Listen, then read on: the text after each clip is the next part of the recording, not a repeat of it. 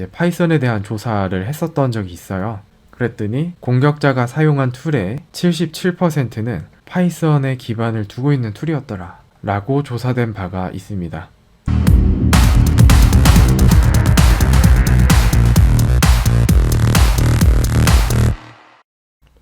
여러분 반갑습니다. 장용화입니다. 자, 오늘은 해커들이 파이썬을 이용하는 주요한 4가지 이유에 대해서 함께 알아보겠습니다. 자, 파이썬. 영어로는 이렇게 쓰고 한글로는 이제 파이썬 이렇게 쓰죠. 자, 이러한 파이썬은 어느 순간부터 C하고 자바와 더불어 컴퓨터 언어로는 3대 개발 언어 중에 하나로 그렇게 각광을 받고 있습니다. 한 5년 전만 해도 사람들이 그렇게 많은 관심을 주는 언어는 아니었는데 어느 순간 확 치고 올라오더라고요.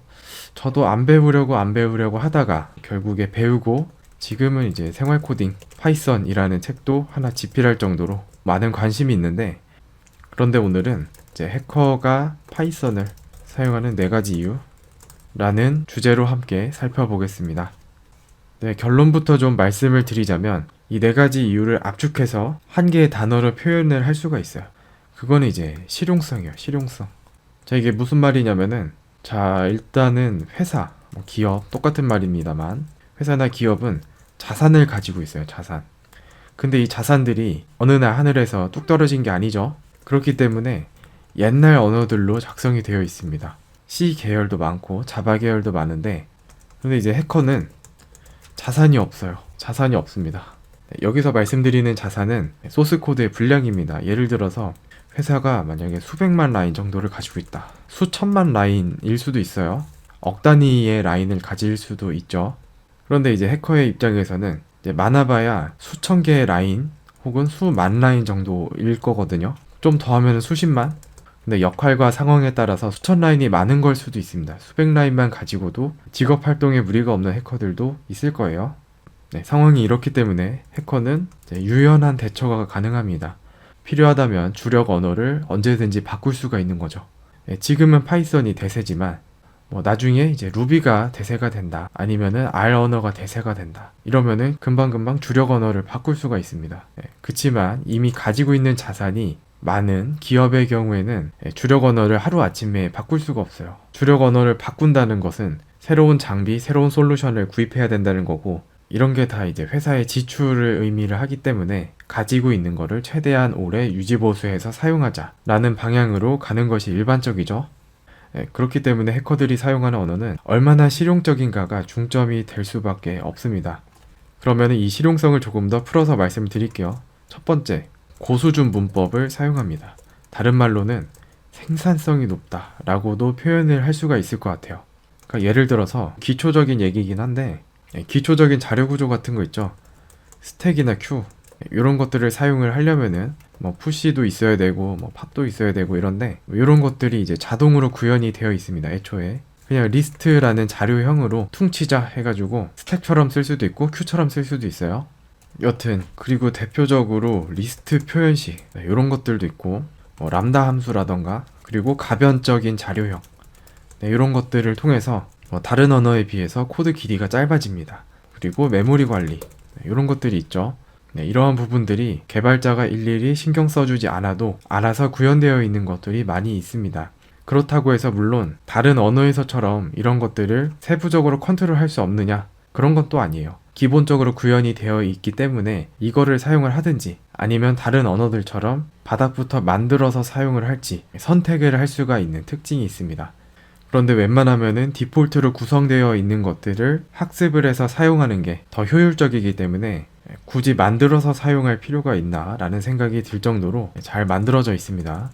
그리고 두 번째는 플랫폼 독립적이라는 특징이 있습니다. 여기에 더해서 컴파일이 불필요하다 라는 특징이 있죠. 요게 별거 아닌 것 같은데 테스트를 자주 해야 하는 개발의 특성상 상당한 메리트가 될 수가 있는데요. 자, 예를 들어서 C 언어 같은 경우에는 얘가 이제 64비트 시스템에서 컴파일이 됐느냐, 32비트냐, 그리고 64, 32도 리틀 엔디언이냐, 빅 엔디언이냐, 이러한 구성이 이게 윈도우냐, 리눅스냐, 아니면 OS 10이냐, 맥이냐, 이런 구분에 따라서 호환되는 범위가 제한적입니다. 그런데 파이썬은 그런 게 없어요. 윈도우에서 만든 파이썬 코드가 리눅스에서도 돌아가고 맥에서도 돌아갑니다. 그리고 컴파일이 불필요하다는 것은 선택이에요. 기호에 따라서 컴파일 하신 다음에 그 실행 파일을 가지고 다니실 수도 있어요. 그렇습니다. 그리고 세 번째 특징은 다양한 레퍼런스가 있다. 자, 이게 왜 중요하냐면은 이제 개발자들의 고향, 스택 오버플로우라는 곳이 있죠. 잘못 알고 계신 분들께서는 네이버 지식인 같은 게 아니냐라고 잘못 이해를 하시는 분도 계신데, Q&A를 한다는 점은 똑같아도 이제 권위가 다르죠. 뭔가 막히거나 하는 등으로 이제 구글링을 해봤을 때 스택 오버플로우의 글이 웬만하면 검색 결과에 포함이 됩니다. 그런데 이러한 사이트에서 질의응답의 개수를 봤을 때 파이썬 언어가 현재 1위를 하고 있습니다. 보시게 되면은 요거거든요. 지금 파이썬이 요 주황색 요건데 2015년쯤에는 나름 상위권이긴 했지만 C++이나 R보다는 그 질의 개수가 많았지만 지금은 이제 18년도, 19년도 되면서 치고 올라와가지고 전체 질의응답의 14% 파이썬이 1등을 하고 있습니다. 그렇다는 것은 내가 뭔가 하다가 막히면은 찾아볼 데이터가 많다. 조금 더 풀어서 말씀을 드리면 컨트롤 C, 컨트롤 V로 해결할 수 있는 것들이 많이 있다라는 의미가 됩니다. 내가 지금 경험 중인 문제는 이미 누군가는 해결했을 가능성이 높다라는 의미로도 말씀을 드릴 수가 있겠습니다. 이게 굉장히 중요하죠. 그리고 요 1번 관련해서 한 가지 보여드릴 자료가 있는데 GitHub의 레포지토리 개수 랭크가 있습니다. 요건데 뭐 스택 오버플로우가 개발자들의 고향이라고 한다면은 GitHub는 이제 개발자들의 놀이터다, 주 활동 무대다, 그렇게 볼 수가 있는데, 보시면은 파이썬이 14년도에 4등을 했었는데 치고 올라와가지고 지금 2등을 하고 있습니다. 근데 말이 레포지토리라서 어렵지 조금 풀어서 말씀을 드리자면은 업로드한 소스 코드라고 보시면 돼요. 어떤 컴퓨터 언어가 많이 업로드가 됐나 딱 보니까 2위에 파이썬이 있더라. 코드 작성하는 그 비율도 높고 질의응답 비율도 높은 것으로 봤을 때 파이썬이 확실히 대세인 언어다라는 것을 알 수가 있죠. 그리고 해커 입장에서는 사실 네 번째가 제일 중요하거든요. 뭐냐면은 다양한 라이브러리, 다양한 모듈이라고 말씀을 드릴 수 있습니다. 뭐 해커 같은 경우에는 가지고 있어야 되는 툴들이 꽤 있어요. 뭐 인코딩, 디코딩, 암호화, 복호화, 자료구조 및 알고리즘 관련 코드, 각종 이제 솔버류라고 하는데 수학 공식, 뭐 QR코드 뭐 이런 것뿐만이 아니라 와 이런 게 진짜 어디다 쓰이나 라는 것들까지도 엄청나게 많습니다. 예를 들면은 스토쿠라든지 루빅스 큐브 아니면 직소 퍼즐, 또 요새는 AI까지 접목이 돼가지고 그 활용성이 점점 무궁무진한데 이러한 솔버류 관련된 코드, 그리고 마지막으로 제일 중요한 각종 보안 툴이 파이썬 언어로 작성된 게 제일 많습니다. 파일 분석, 패킷 분석, 뭐 로그 분석, 이미지 분석, 각종 네트워크 툴, 기타 퍼징이나 침투 테스트용 툴 등등등 해가지고 요쪽 계열은 알려진 것보다 이제 알려지지 않은 게 워낙 더 많아서 어디에 어떤 좋은 툴이 숨어 있는지도 정확히 조사하거나 말씀드리기도 어려울 정도예요. 굉장히 많이 있습니다. 실제로 관련된 자료도 하나가 있는데 지드넷이라고 하는 유명한 언론인데 이제 파이썬에 대한 조사를 했었던 적이 있어요. 그랬더니 공격자가 사용한 툴의 77%는 파이썬에 기반을 두고 있는 툴이었더라 라고 조사된 바가 있습니다. 엄청난 거죠.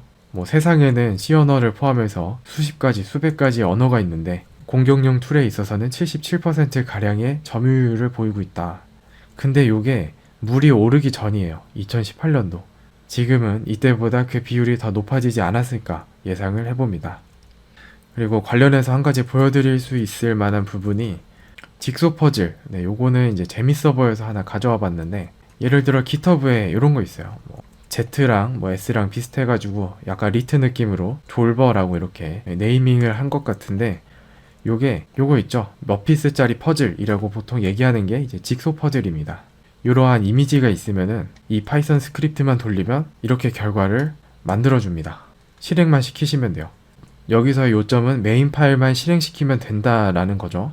그리고 이미지 파일 넣으면은 이렇게 완성시켜 준다 라고 하는데, 그러면 이 이미지 파일이 없는데 이 프로그램이 쓸모가 있느냐 생각하실 수 있잖아요. 하지만 파이썬이라면 일반적인 이미지를 직소 퍼즐로 만들어주는 툴도 있습니다. 그냥 찾으면 있어요.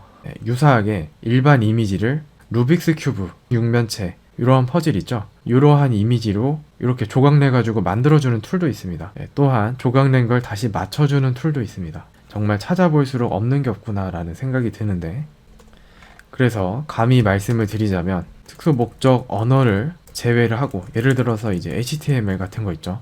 프로그래밍 언어, 스크립트, 마크업 랭귀지 이런 거 다 포함해서 컴퓨터 언어 중 특수 목적 언어를 제외를 하고 봤을 때 파이썬으로 만들 수 없는 것은 다른 언어로도 만들 수 없다라고 개인적으로 생각하고 있습니다. 그만큼 유용하다는 의미이고요. 네, 그렇기 때문에 컴퓨터 언어를 하나 배워야 되는데 뭘 배워야 할지 망설이시고 계시다면 파이썬을 적극 추천드립니다. 네, 이렇게 해서 해커가 파이썬을 사용하는 이유 4가지에 대해서 함께 살펴봤고요. 도움이 되셨다면 구독과 좋아요 부탁드리겠습니다. 그러면 이번 영상은 여기서 마치겠습니다. 감사합니다.